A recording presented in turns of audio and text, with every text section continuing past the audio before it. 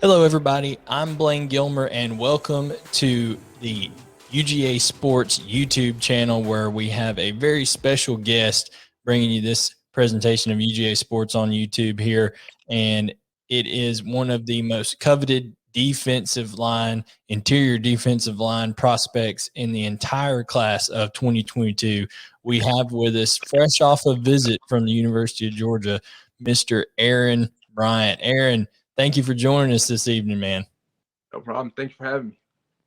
So obviously you got a lot going on. This dead period was extended. You guys were getting hit up in terms of Zoom calls and all that kind of stuff, text messages, and now the floodgates open and you get to take visits. And Georgia earned your first official visit. First of all, what does that say about your relationship with Georgia? And then we'll get into the visit later. But how did that kind of come about where you said, hey, Georgia's the place I want to go to first to get that official? It was really just they recruited me the hardest. I'll be honest with you. They seemed like they were making the most effort and were the most invested in me as a player than anybody else. So, I mean, that was probably the best relationship I had was with Trey Scott. So, that was definitely why I took made them my first official visit for sure.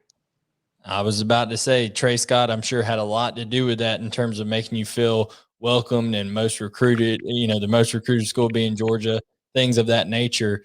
I've heard from other recruits and stuff in the past that Trey Scott just has a ton of energy, great personality. What is it about Trey Scott to you that really stood out from the moment he started recruiting you? He was just real with me, He was like very enthusiastic. He's a great guy. He's very easy to talk to. There's not a lot of coaches that have time to just sit on the phone and talk to you for an hour or two. And he was one of the guys that he just called me and we just talked for an hour or two. It was like he was the easiest coach to talk to me. And when you're talking on the phone for an hour or two, you're not talking, technique, being at a three technique or a head up nose and all that kind of stuff. What were those conversations like with Trey Scott when you're spending that amount of time with him on the phone? It was just real personal. It was like I was getting to know him. Like it was almost like we were friends more than he was somebody that was recruiting me. It wasn't like it didn't feel like he was recruiting me. It felt like he was trying to get to know me as a person and become my friend. So with Trey Scott being there and having been so personal with you, I also saw that Georgia early on, maybe a couple weeks before your visit, they sent you a very unique, very personal edit. Yes. And this edit had Romans 8:28 on it. And that seemed, I've talked to you for a while back, ever since you got your offer from Georgia back earlier this year. That's a very personal life mantra and verse to you. Would you kind of just share with us why that verse, Romans 8:28, is so important to you? Basically, the reason it's important to me is because it just reminds me that I have hope. It just reminds me if I do everything the right way, all things will work together for those who love the Lord. So that's really why it's my favorite verse. Fantastic. And, what did that mean to you that Georgia and Trey Scott and all the people that you've been taught to had listened and kind of, figured that out about you, that that's very important to you, it's unique to you, and then they, reciprocated that in a edit to you? It was really special, honestly, because I never told them that that was my favorite Bible verse.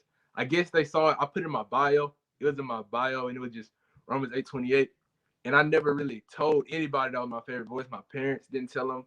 No one told them. And all of a sudden, I just got an edit one day, and it had Romans 8:28 on. And I was like, wow, they must care, because not everybody does stuff like that. They're the only person who's made it that personal with me, because they know my father's a pastor, of course, and that just meant a whole lot to me that they would go to the length to make something like that for me. In a situation like this where you have a huge decision, in many cases a life altering decision with these schools that are all recruiting you, how much do you lean on your faith? Your dad being a pastor, the 8:20 Romans 8:28, that verse. How much do you kind of lean on that to help you through this experience? I lean on it a lot, especially since 6 months ago I didn't really know if I had an opportunity to play in the SEC. I had one offer from Liberty 6 months ago. That was the only offer I had. I really didn't know if I'd ever get the opportunity to play in the SEC or to play in Power 5 level. I was just praying and hoping. I was just praying every night, and then all of a sudden one day, I got an offer from Ole Miss, and then after that, everything just blew up. So Georgia, you said earlier, was recruiting you the hardest prior to these visits and got you in for that official visit. And we are going to get to it here in just a second. But before we talk specifically about the visit, what other schools would you say are right up there with recruiting you hard, just like Georgia is? For sure, Texas, LSU was recruiting me pretty hard. Let's see, South Carolina, Ole Miss, for sure. Ole Miss was recruiting me hard. Before I dropped my top 10, Mississippi State, they were recruiting me really hard, but then I left them out of the top 10, so that kind of fell off a little bit. But those are the main schools that were recruiting me the hardest. So Texas A&M, I forgot Texas A&M. Yeah, Texas A&M. There we go. Georgia fans getting real familiar with Texas A&M with some stuff going on right now. But in terms of the visit itself, Aaron, what was it like getting out there to Athens, Georgia, and getting to go out to the campus and see the new facilities? Just kind of walk us through what the visit was like. It was very awesome. I got to bring my cousin with me because my mom had some things going on, so she couldn't come. And I got to bring him and made it like more personal, which I think that's probably going to be the only visit he gets to come on. So as far as from a comfortability standpoint, that's probably the most comfortable I'm going to be on a visit because I had somebody I knew with me on a visit, like personally, that could go out with me, like go with me with the players and stuff when it wasn't my mom and dad there. So that was really cool. As far as the visit, it was great. It was beautiful. I got to see all the new facilities, the new locker room, which I don't know if you heard about it, but it's very impressive. Yeah. There's a lot of as far as recovery stuff that they've added that I haven't really even seen nowhere else. I just went to Alabama and I didn't really see some of the stuff they had there. So that was very impressive as far as facilities and things go. And then the weight room, they have a huge, I don't know if you know it, they have a huge Jumbotron in it. And I'd never seen that anywhere. I didn't even see that. I'd never seen that anywhere. So that was impressive.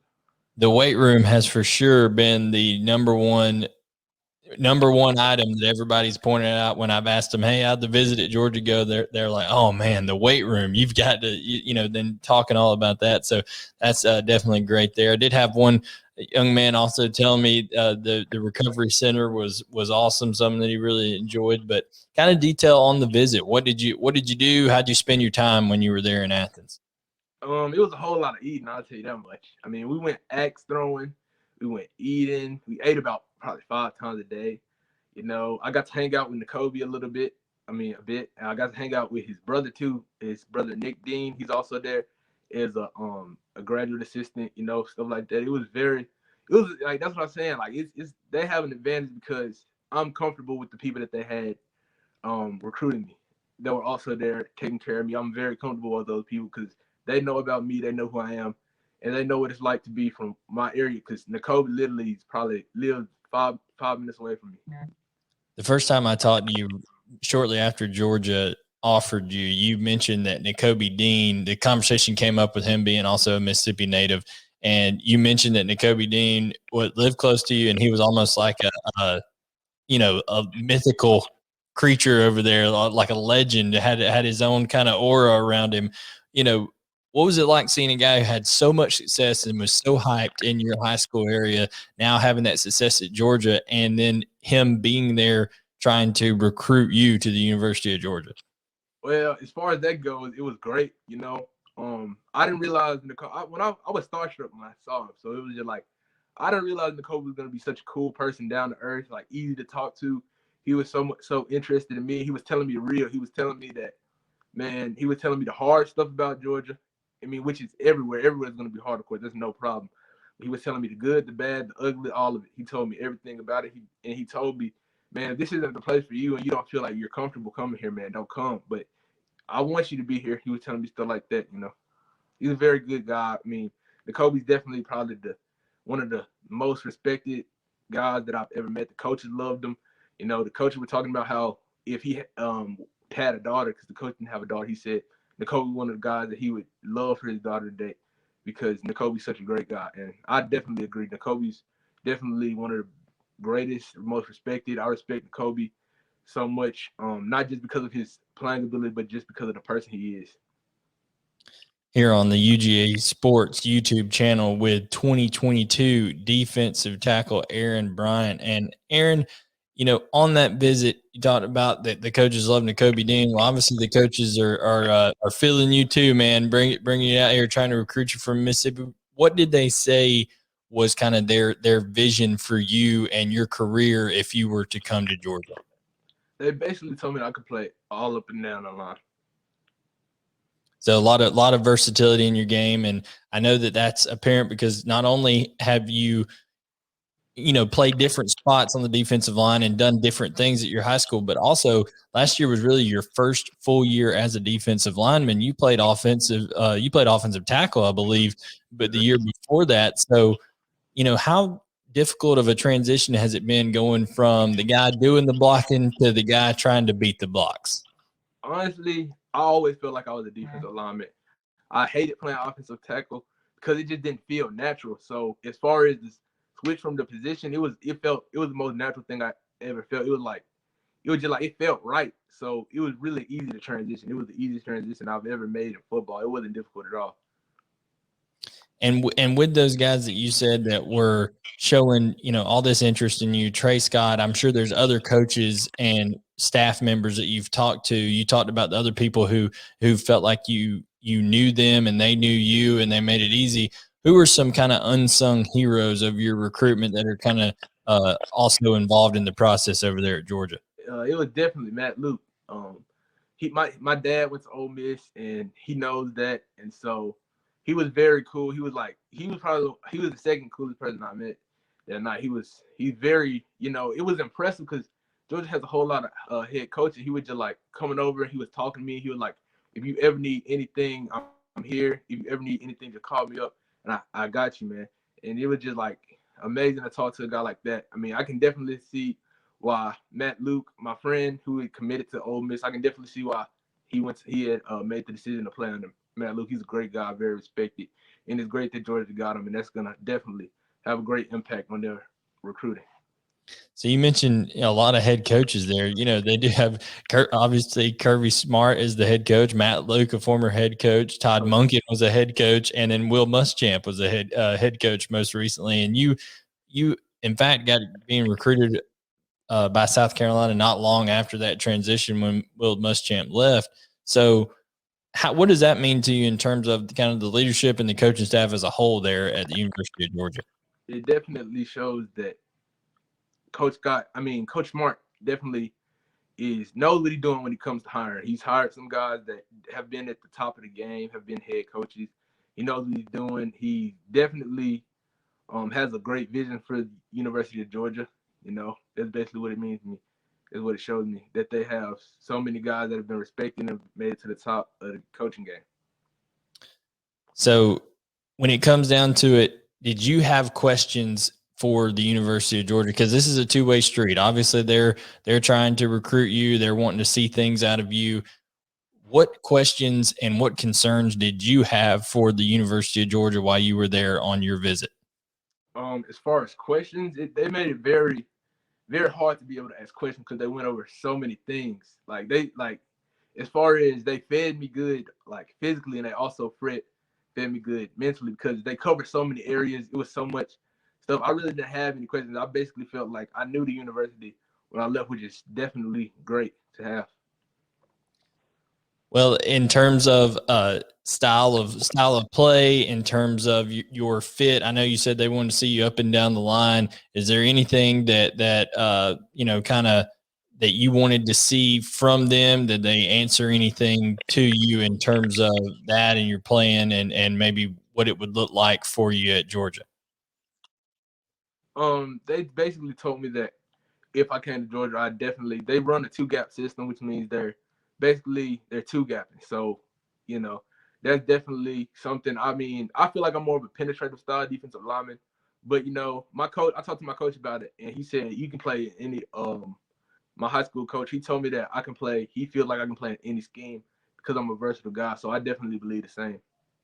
What is the official height and weight for you right now? Where are you sitting at? I just got measured. I was like 6'2.5", and I was 311. 311. I definitely think at 311, man, you could do some two gapping, man, also, but you got that quickness there too. So definitely some versatility in your game for sure. So what's the timeline going to be looking like for you here? Like, I know you've got a visit, some more visits coming up. Talk to us about the visits that you have remaining, and then maybe what the decision process is going to look like for you after this summer. I have some visits to Texas and Texas A&M and LSU. That's really up in the air right now. Because I haven't really decided if I for sure want to take that visit. I'm not 100% sure yet. But as far as timeline, I'm actually dropping the top 5 tomorrow. That's my plan, to drop the top 5 tomorrow. But as far as commitment, that's really like I want to make this decision in July, so it won't be an emotional decision. I'll have time to think about everything, and it won't be like I felt this way, so and such, and just make a stupid decision and then be like later down the line. I don't want to be the guy that has to decommit. I just want to avoid that. I want to make a decision that when I make it, I know what I'm doing and that this shit won't change. So I definitely want to hold it to at least July, but it might just go down until December if that happens. Okay, so it could be anywhere July to December. You're not setting any date in stone, anything like that. Yes, sir. What is going to be the most important factors to you, whichever school it ends up being, whichever program? What do you think is going to matter to you the most in terms of making your decision? Probably first, relationship. Second would probably be education, and then third would probably be scheme fit, because that is important to me, being able to fit into the scheme. In terms of education, anything in particular you wanting to study? Anything, if football was out of the equation, what kind of career would you want? Things like that. As far as a career, I would like to be possibly a businessman. Okay, so did they take you over to the Terry School of Business when you're at Georgia? We actually had breakfast at the Terry School of Business. So, absolutely. Well, Aaron, we appreciate you joining us here on the UGASports YouTube channel. Guys, you can catch all the latest updates about Aaron Bryant, all the class of 2022 over there at UGAsports.com. Make sure to like, subscribe, and rate, review everything over here on the YouTube channel, and for all the latest videos that we put out. Aaron, thank you so much for joining, man, and look forward to covering you the rest of the way here on your recruitment, and look forward to seeing you wherever you end up playing at college. Yes, sir. No problem.